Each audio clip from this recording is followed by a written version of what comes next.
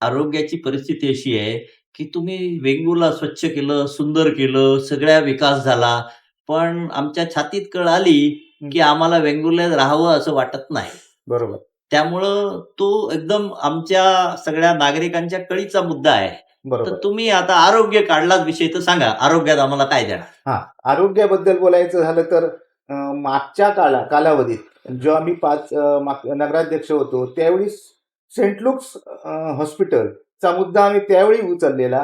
त्याचे सगळे पेपर मी त्या डिपार्टमेंटलाच 25 वर्ष काम केल्यामुळे मला त्यातून नॉलेज होतं.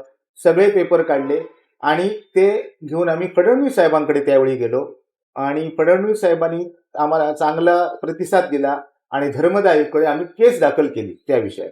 आणि आता त्याचं डिटेल काय बोलत नाही, परंतु सध्या सेंट लूक हॉस्पिटलचा मुद्दा अशा स्टेपला आहे, की ते आमच्या कधीही ताब्यात येऊ शकतं. आता ते चालवणार कोण? कोणत्याही सरकारी यंत्रणेला जर चालवायला दिलं, तर ते चालवतील याची गॅरंटी नाही. त्यामुळे आम्ही खाजगी संस्थांच्या संपर्कात आहोत. अशा 2 संस्था सुद्धा मिळालेल्या आहेत आणि ते हे सगळं नवीन इन्फ्रास्ट्रक्चर करून चालवण्याची त्यांची तयारी आहे. त्यामुळे हे सगळ्यात ऐरणीचा विषय आहे, की आम्ही ते सेंट लूक हॉस्पिटल चालू करणार आहोत. तोपर्यंत सध्या काय? हा प्रश्न तुमच्या मनात असेल. तोपर्यंत सरकारी जे आपलं उपजिल्हा रुग्णालय आहे, तिकडे आम्ही परवाच सीएस बरोबर मीटिंग ठेवलेली आहे आणि चांगले तज्ञ 4 डॉक्टर आम्ही पालकमंत्र्यांच्या माध्यमातून तिथे आणत आहोत. त्यामुळे आरोग्याचा प्रश्न थोडा तरी सफल होईल सेटल असं होईल. वाटतं. शेतीत.